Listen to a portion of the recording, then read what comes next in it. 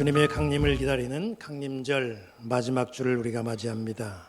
그리고 이번 주에 우리는 주님의 탄생을 기념하는 성탄절을 맞이하게 됩니다. 성탄절이 되면 머리에 떠오르는 사람들이 있습니다.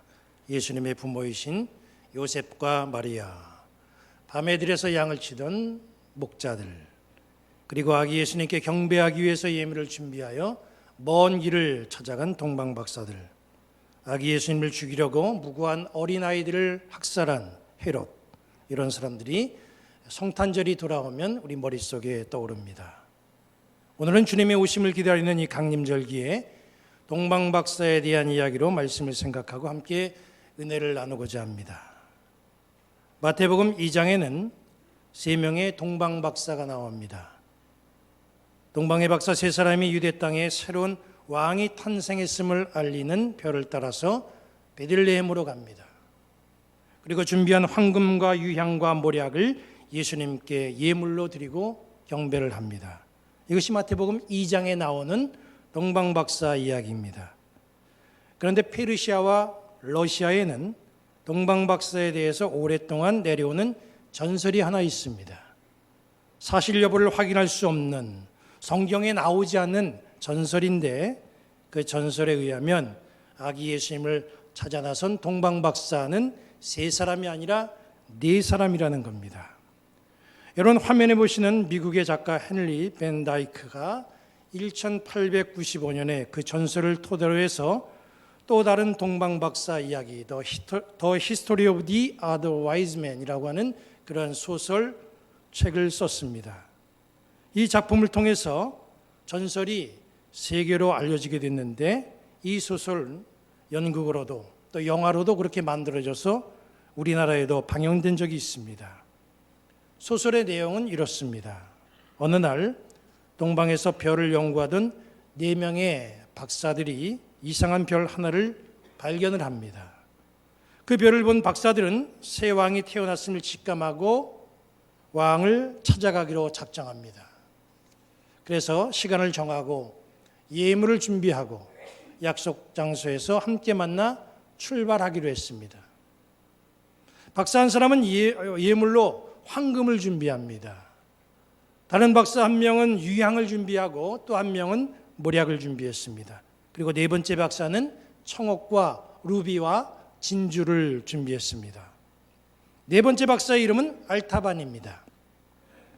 박사들은 여행을 떠날 약속 날짜가 되어서 각자 준비한 예물을 가지고 약속된 만남의 장소로 향했습니다. 알타반 박사도 청옥과 루비와 진주를 준비해서 약속 장소로 출발을 했습니다. 그런데 알타반 박사는 박사들과 함께 만날 그 약속의 장소로 가던 중에 종려나무 아래에서 신음하고 있는 병자 한 명을 만나게 됩니다.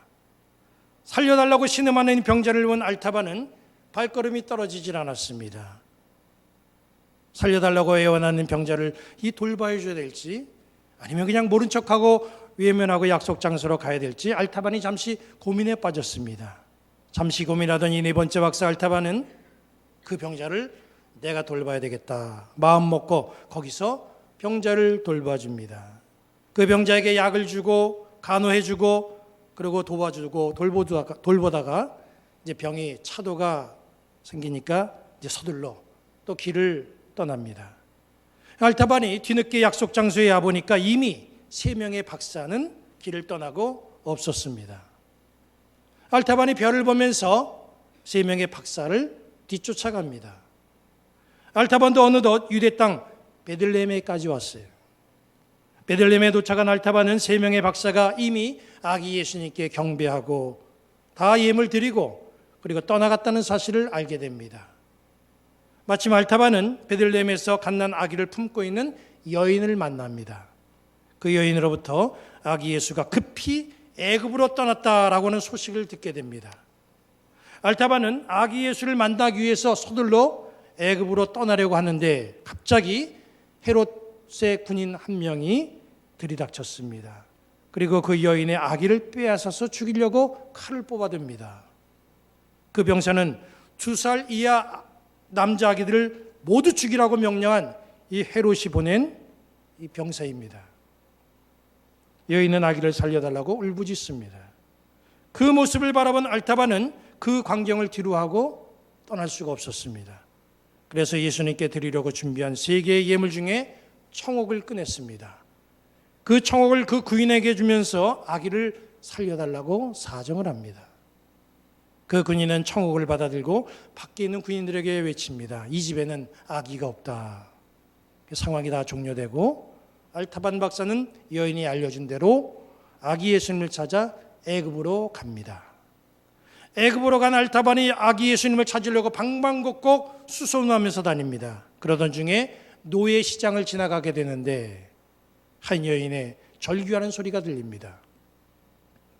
한 아기를 노예로 팔려고 아기를 어미 품에서 떼어놓으려고 할 때 어미가 그게 싫어서 굉장히 울부짖는 그런 울음소리였어요.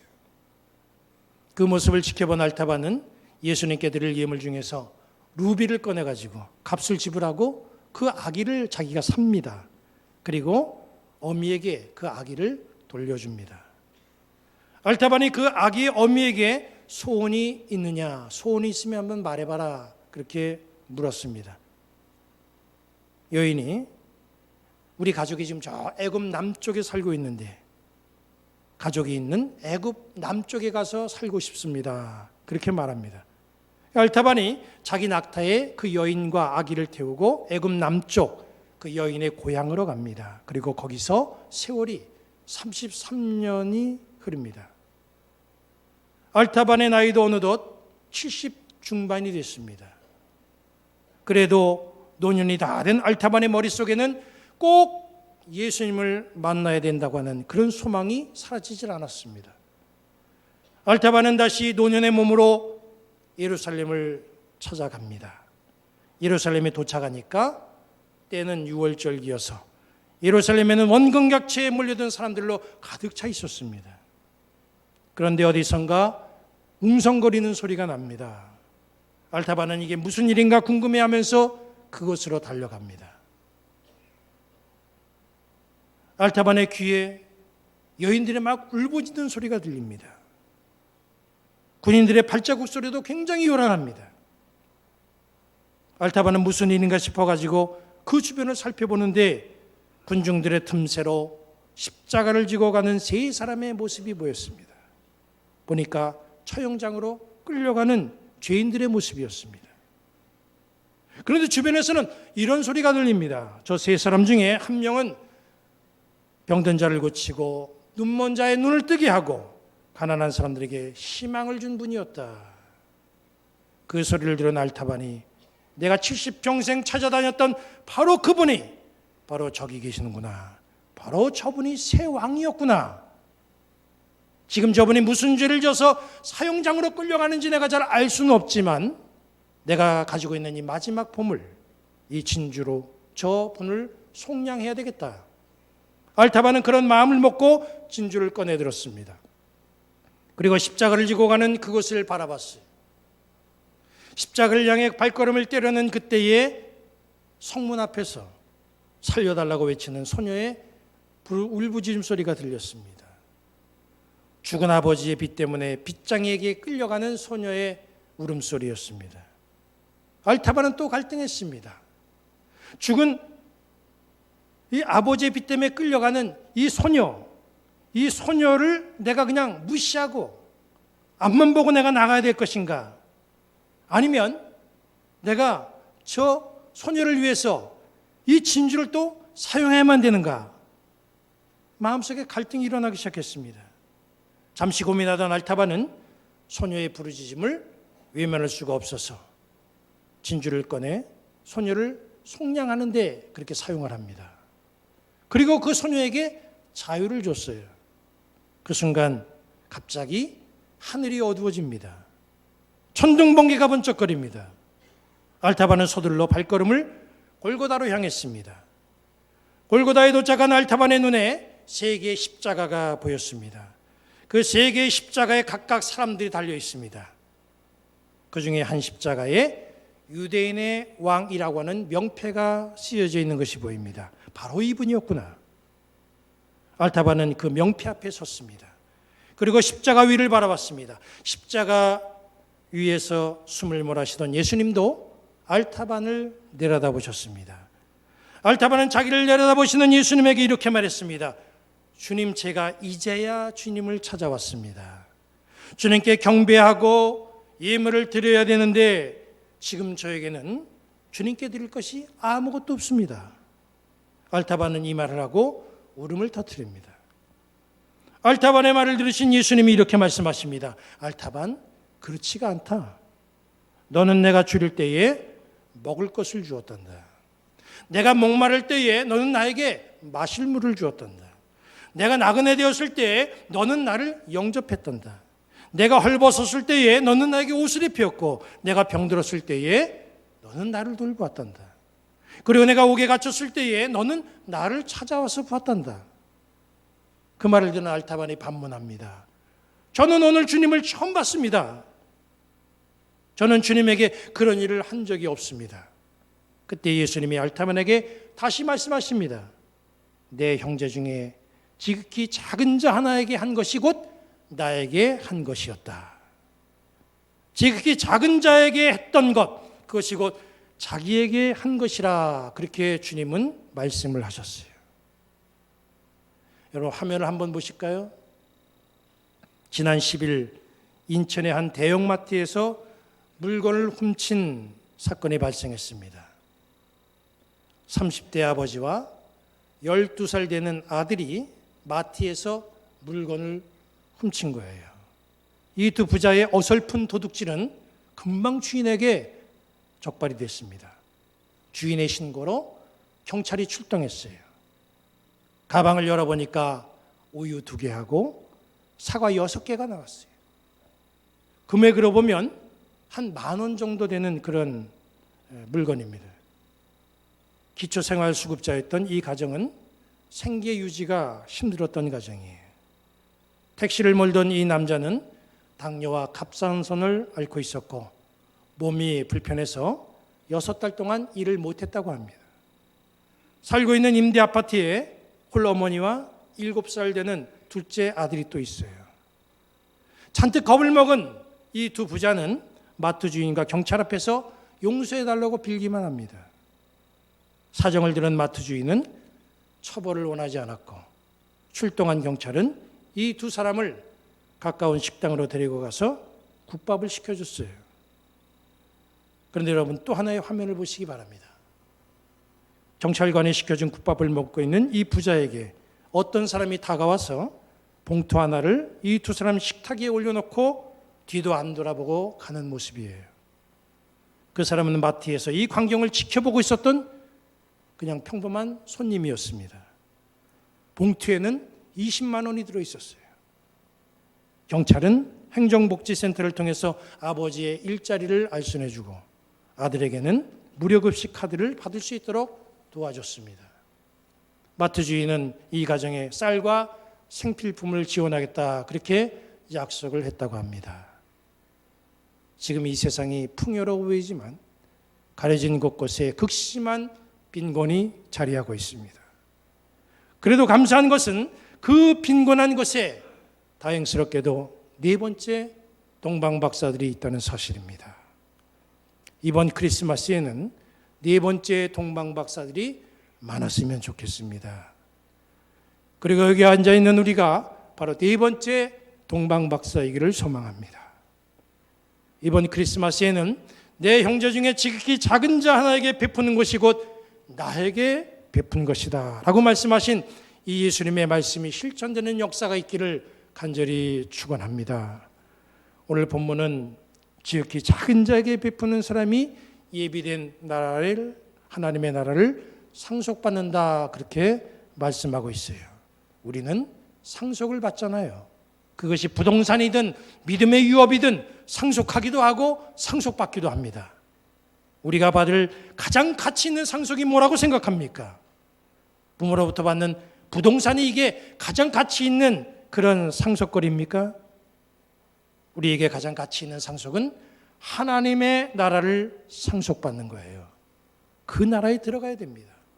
본문은 우리에게 하나님 나라를 상속받는 방법을 알려주고 있습니다. 어떻게 하는 게 하나님의 나라를 상속받는 방법입니까? 지극히 작은 자에게 행하는 것, 그게 바로 상속받는 방법이에요.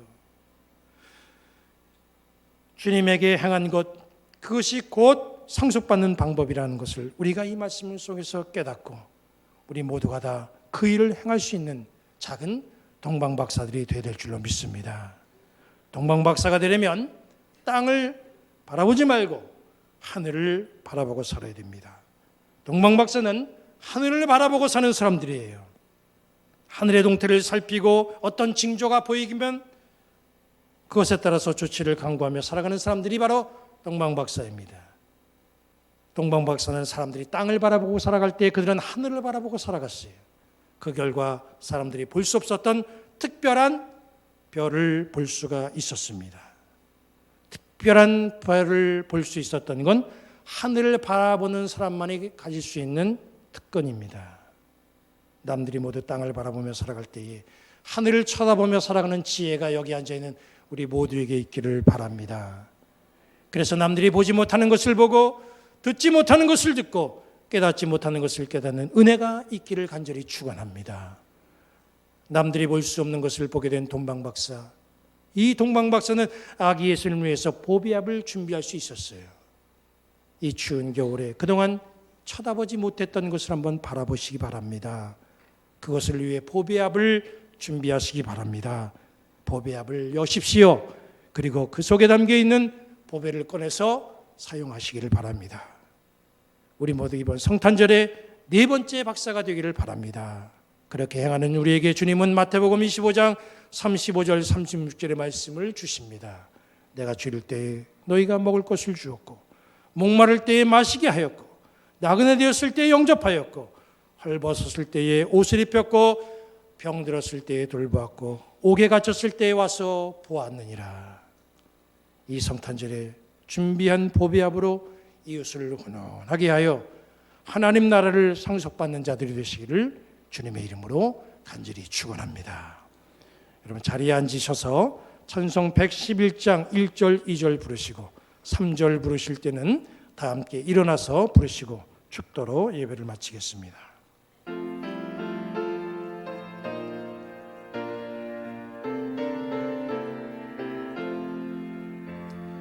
귀중한 보배압을 주 앞에 드리고 우리의 몸과 마음도 주 함께 바치세. 진리는 오묘하고 사랑은 성결해. 주께서 탄생하시 거룩한 날일세. 주께서 주신 은혜 한없이 크오니 우리가 받은 것을 감사히 바치세. 기쁨은 충만하고 소망은 불변해. 정성과 마음을 다해 경배를 드리세. 들에서 밤을 새며 양치던 목자들 하늘에 빛난 영광 보고서 놀랐네.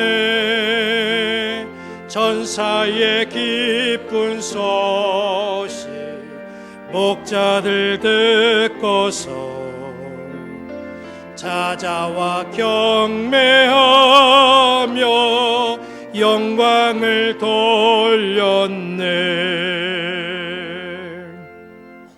하나님이 여러분에게 복을 주시고 여러분을 지키시기를 원하며 하나님이 그의 얼굴을 여러분에게 비추사 은혜 베푸시기를 원하며 하나님이 그 얼굴을 여러분에게로 향하시고 평강 주시기를 성부, 성자, 성령의 이름으로 축원합니다. 아멘.